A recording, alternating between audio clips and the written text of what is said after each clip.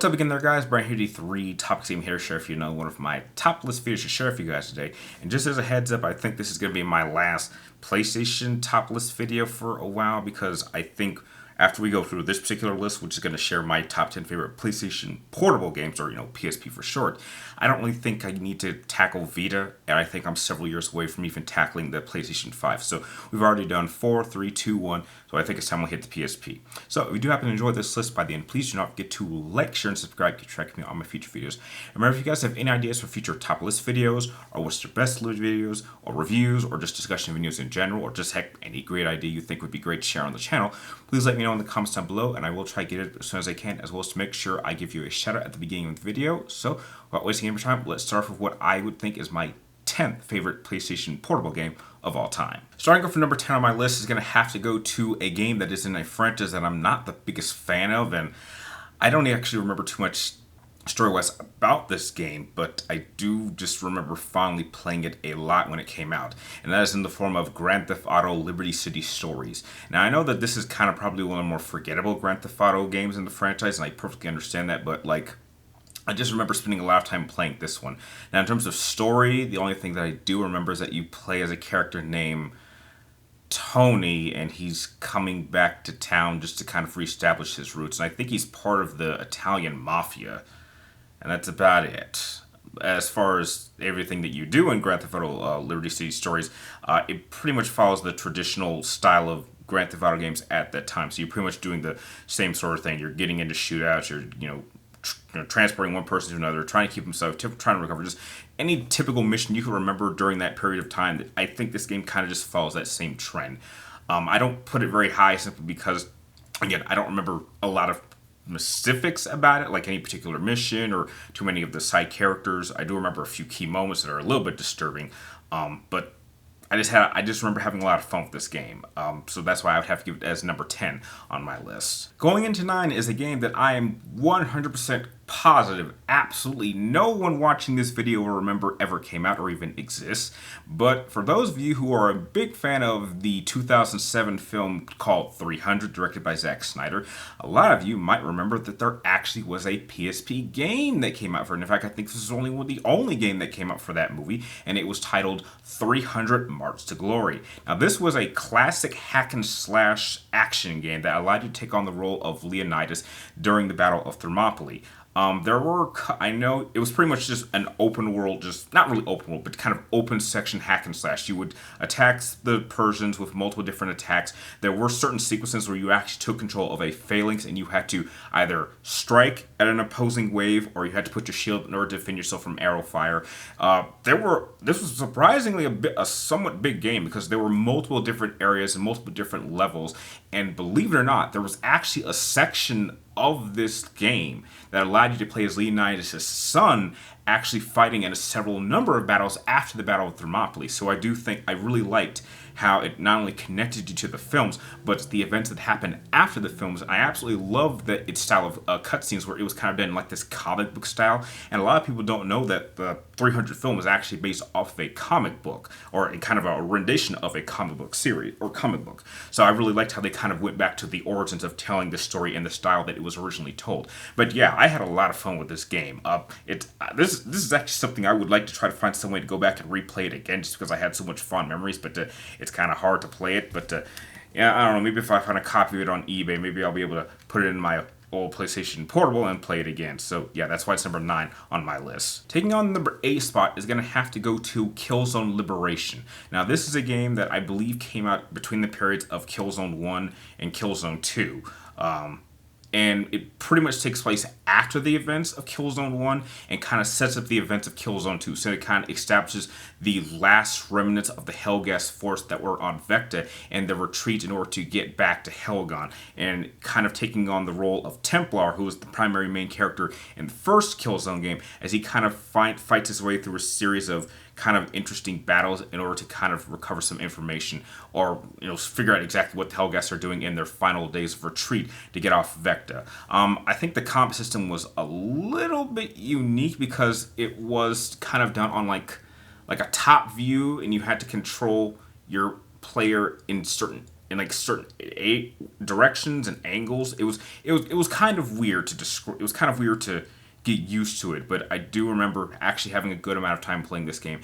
And although it wasn't too big in terms of story, I do like that there were some key moments here that led into a very big story in the form of Killzone 2. So I just really like this game because it was very much connected to the Killzone franchise, which I was a big fan of at the time because it was probably one of the primary shooters that PlayStation had at the time. I love the art aesthetic, I like the visuals, I like the little bit of story that they did tell, and I do like the combat system. It was very, very different. It took a while to get used to, but once you got used to it, it could be a little bit addicting, which is why I liked playing it so much at the time, which is why I'm have to give it the number 8 spot on my list. Going on to number 7 is another game that a lot of people probably have also forgotten about, but heck, I still remember it quite fondly in the form of the very, very first Final Fantasy Dissidia.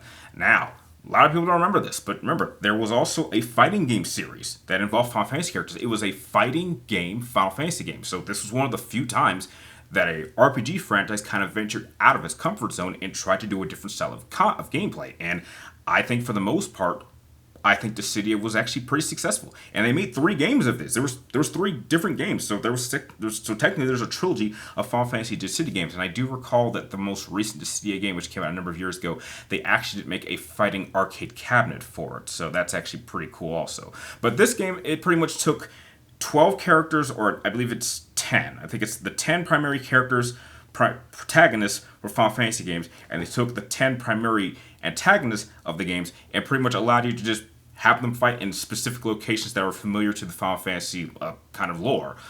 There was a little bit of a story going on between there. It's a little bit confusing even for me to kind of explain, but that's pretty much all you had. You had like these 2 primary entities taking characters from different eras or different games and just putting them in an all-out battle. And I think it was an interesting concept, but I just don't think it got the recognition that I think it deserved, because I have fond memories of playing all these games, but I definitely think that it really did start pretty well with the very first Dissidia game that came up for the PlayStation Portable, which is why I have to give it the number 7 spot on my list. Taking the number 6 spot, we're going to have to go into Kingdom Hearts, and this Kingdom Hearts game is probably one of the more popular entries in the franchise that a lot of fans talk pretty fondly for, and that is Kingdom Hearts Birth by Sleep. Now, Birth by Sleep, like a lot of Kingdom Hearts games, is not told in a chronological order. In fact, I believe that this game is actually a prequel to the first Kingdom Hearts game, and it actually gives you some key information as for who the big baddie of the entire franchise is, and how Sora became a Keyblade Master, and certain connections of certain characters, and why certain characters look the way they do, and how certain characters became the way they are. But I mean, Kingdom Hearts overall is a really confusing storyline, but I think this one, at least personally for me, kind of ventures more into it's a little bit difficult to understand story-wise, but I think gameplay-wise, I think it's absolutely spectacular. Now, this is actually one of the first games, I mean, not the first game, but like it has the traditional combat format apart from what they did in Chain of Memories, but it has 3 different campaigns. So there's a lot of replay value in actually seeing how certain events are played by different perspectives is actually an interesting concept that I do not think any other Kingdom Hearts game actually does. There's certainly some Kingdom Hearts games that allow you to play as other characters at certain times in a much more linear style, but I think this is the only one that allows you to kind of tell certain events at the same time at different points of views, and then you kind of seeing the bigger picture once you actually get to the end, to the final battle, which is a pretty significant battle in the history of the Kingdom Hearts storyline, which is why I'm pretty fond of this. I can't remember exactly where I would rank this, but I do think I would rank this somewhere in the middle. But this is still a fantastic Kingdom Hearts game and a great entry for anyone who actually wants to get interested into the franchise. And they did convert this to the console, so that just tells you that one of the biggest strengths that PSP had was that they were able to generate console-style games on a handheld like this, which they would eventually convert over to a console because a lot of people would play it more that way. But yeah. Great game, great entry. Gotta give it the number 6 spot on my list. Going on to number 5, and moving forward, these games are going to get really popular really quick. But number 5 on my list is going to have to go to God of War Chains of Olympus. This is a pretty base entry in the God of War franchise. Now, I would say combat-wise, it is a complete carbon copy of the older God of War games, and it actually runs pretty smoothly on the PlayStation P despite its limitations in terms of controls, but it actually works pretty well. Now, the story for this takes place during the 10-year period that Kratos was a servant for the gods and doing jobs all over the course of Greece. Where what happens is he finds himself stopping a Persian attack on a Greek city, and after that he finds out that a Titan has somehow managed to capture Helios and pretty much taken the sun out of the sky. Now the reason why this is bad is that without Helios to guide the sun, a dark force is starting to take over Greece, and if it isn't stopped, well, let's just say Greece and the gods are really going to be kind of screwed. The story goes a little bit more depth. Kratos it gets incredibly personal for Kratos later on in the game story-wise because it involves his daughter Penelope and trying to find a way to get reunited with her and why things happen the way they did. I think it is a great game, and much like Kingdom Hearts Birth by Sleep and another entry later on this list, it was a console quality game that was released on a portable device that would eventually be re-released on the PlayStation 3. I just think the only thing that it holds it back is that there's not any major big epic moments. There's some key battles that happen there. There's some cool boss fights, but there's really not any key moments that I think are like top tier levels of awesomeness. It is overall a great game. No question about that. And worth playing on console if you ever had the chance to do so. But I just think that it's a very just kind of average entry in the God of War franchise compared to other entries that also came out not only on the PSP, but later on afterwards, which is why I would have to give the number 5 spot on my list. Taking the number 4 spot on my list is the other God of War game that came out for the PSP in the form of God of War Ghost of Sparta. Now this was a massive improvement over Chains of Olympus. And story-wise, this takes place between the events of God of Wars 1 and 2. So this is literally right after Kratos got the title of God of War. And what happens is that he first needs to discover his mother because apparently his mother has a secret. And apparently he also hears that his brother Deimos is somehow alive or trapped in the underworld, and Kratos is going to go and try to help him. Now, what I love about this game is that not only did they very much improve all of the qualities that were in Chain of Olympus, also giving you another console-style game that would eventually get re-released for the PlayStation 3, but I think the story is a lot more personal. I think the fact that it involves Deimos' brother, and a lot of people don't remember this, but the introduction of Kratos' brother was actually going to be a story element that they did actually eventually go back to if you actually played the first God of War game. There was actually story, kind of like a teaser, talking about Kratos' brother, and it was, I believe it was called like Birth of Beast or something, or Birth of the Beast or something like that. And this was a story that the developers actually went back to. It was kind of forgotten for a while because we thought that this was going to be the story for God of War 2, and it wasn't. So a lot of people were confused, but they did bring the storyline back and pretty much input it at the proper moment in the timeline. And I do believe that placing the story where it was a major plus. It also was one of the very few games that allows us to actually visit Sparta and go into Kratos' childhood and his origins of how he became the warrior that he would become to be, leading up to the events where he would then become the servant of Ares. So it's really its story that really enhances its placement as an amazing God of War game. Combat-wise, it very much holds up. It is easily better than a lot of key God of War games. I would even say it's even better than the first God of War game in a number of key ways. Unlike Chain of Olympus, there are definitely some massive, awesome moments I played throughout this game, and I would even say that it has a great selection of different weapons. Now, God of War has always been known for having a great collection of weapons, but I do think that this game probably has my third best set of weapons in the entire God of War franchise, and that's a major plus for me. So I was not only happy to own this for the PlayStation Portable, I was even more ecstatic when it eventually came to the PlayStation 3. But yeah, this is a fantastic God of War game. If you have not had a chance to play this game, you need to, because it is going to be absolutely well worth your time, which is why it is number 4 on my list. Going into number 3 is a game that is very personal to me on a number of levels, as it has a direct connection to my all-time most important video game that I've ever played in the form of Final Fantasy VII. So now that you guys know that, you guys should obviously know that this game is in fact Final Fantasy VII Crisis Core.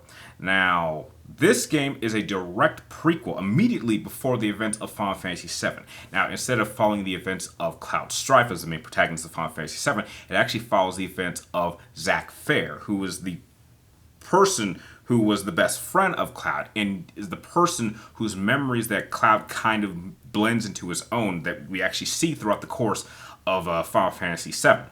So you actually get to see Zack Fair's development from becoming a second-class soldier to a first-class soldier to the events that, a number of key events that happen in Nibelheim that you see in the flashbacks in Final Fantasy VII. You pretty much see how Zack got from you know, starting as a young soldier to what would happen to him at the end of his story, which would lead directly into the events of Final Fantasy VII. Now, what I liked about this game was that it was kind of a straightforward linear action hack and slash game with some RPG elements.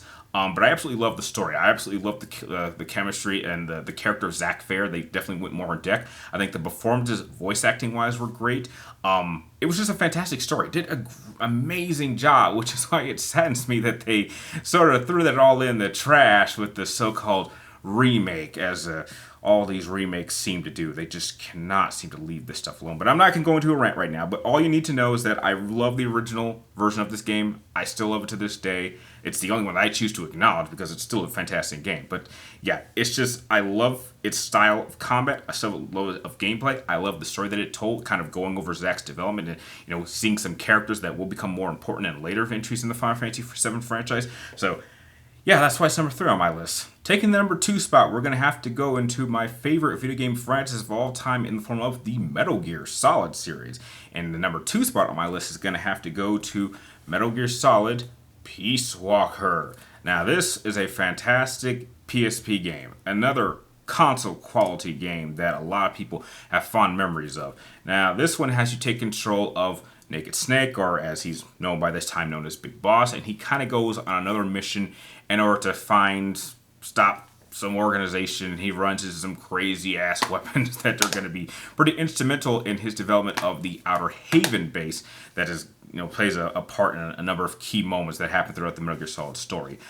This is a great game gameplay wise. It is a big improvement over its predecessor, which I may or may not mention next.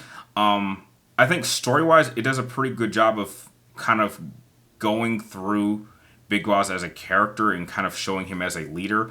My only issue with it is that it kind of goes over a couple of story elements that we already went through. So it was a little bit kind of confusing as for why we were going over this again, when I'm pretty sure they kind of covered a number of character changes that Big Boss at this point had already gone over. And that's about it. I mean, visually, it was a major improvement. Gameplay-wise, this was another console. I can say this a number of times. This was another console quality game that eventually was converted over to consoles and allowed a lot more people to play it. Because for a long time it was stuck on the PlayStation Portable, so it would be a cool idea to bring it over. I think the music is great, gameplay is great, visuals are great, specific areas are great. Being able to recruit enemies in order to be on your side and give them specific roles on your base, and that kind of gives you access to all these different resources, and having a pretty impressive final boss fight in the form of fighting like a very, very, very powerful Metal Gear weapon that you can actually use and send on missions is pretty cool. But it's only slightly behind it because of its story, which I still think is good, but it's not one of my favorites in the franchise, which is why, sadly, it has to take the number 2 spot on my list. Taking the number 1 spot is a game that has been completely forgotten about by the Metal Gear Solid franchise fan base. This is a game that I absolutely love for a multitude of reasons. This is a game that gets no damn respect from everybody. So much so that people claim that it isn't canon. But I'm telling you this right now, to the day I die. This game is canon to me. And if there is any piece of merchandise or fan items I would ever want Hideo Kojima to sign, if I ever get a chance to meet him and he signs anything, the one thing I want him to sign above anything else is my copy of my favorite PlayStation portable game of all time. And that is in the form of Metal Gear Solid Portable Ops. This is an incredible fucking game. And anyone who disagrees, you can just go straight to hell, because this game was awesome. It did a lot of things better than even its sequel in the form of Peace Walker. This has a far better story than people get credit for. And it is the direct sequel to my favorite video game of all time in the form of Metal Gear Solid 3. Now let me explain why this game is awesome. Story-wise, this shows the development of Big Boss transitioning from a solo operative to a leader of men, which, mind you, he was in this game, but he didn't handle it quite well in this game. But he did a fantastic job in this game. Not only does this establish his development into becoming a leader, it introduced Frank Yeager, who would go on to become Gray Fox, which we learn why Gray Fox would betray Solid Snake in the second Metal Gear game. No one talks about this stuff. This has so many key connections to events that happened throughout the franchise, a lot more than this game ever did. Story-wise. Now, I'll admit, gameplay-wise, it is a little bit lacking. It's not quite as polished as Peace Walker, and it does give you the ability to play this game in not only third person, but it also has a first-person shooter angle, which I do think Peace Walker does have, but I enjoyed a little bit more in this game. I think the characters are far more integrated. I think that the story, again, does a much better job of connecting key elements and key moments into the franchise that will happen later on in the eventual story. And it also has by far my favorite Metal Gear Solid song of all time, which is easily in my top 10, not just favorite video game songs of all time, but easily my top 10 favorite songs of all time in the form of Calling to the Night, Into the Night. If you haven't heard that song, please do so. But this game, the reason I put it number one is because it gets no respect from anybody. And I cannot tell you how many people I got into arguments with when I went to MGS Con last year, like earlier this year. Like I was getting into arguments explaining why this game was so awesome. And they even made an improvement version in the form of Metal Gear Solid Portable Ops Plus, which actually had a number of gameplay additions, and it was kind of like semi-DLC content before DLC was a thing, that connected to Metal Gear Solid 4, which I didn't even expect. So, for all those reasons, Portable Ops, Metal Gear Solid, or Metal Gear Solid Purple Ops is going to always remain my favorite PSP game of all time. And if you have not had a chance to play this, or you cannot play this, I implore you to watch the cutscene movies on YouTube. And please understand as for why this game is so important, and it absolutely should be canon to the Metal Gear Solid storyline. And that's all I need to say. So, without going into that little passionate kind of rant and defending of a game that I think gets no respect, that is my list of my top 10 favorite PSP games of all time. Now, if you guys happen to actually own a PSP or have some fond memories of a PSP, or you owning one, I'd like to know what were some of your favorite PlayStation Portable games of all time. Let me know in the comments down below, and like always, thank you guys for watching, you're awesome, and I'll see you guys next time.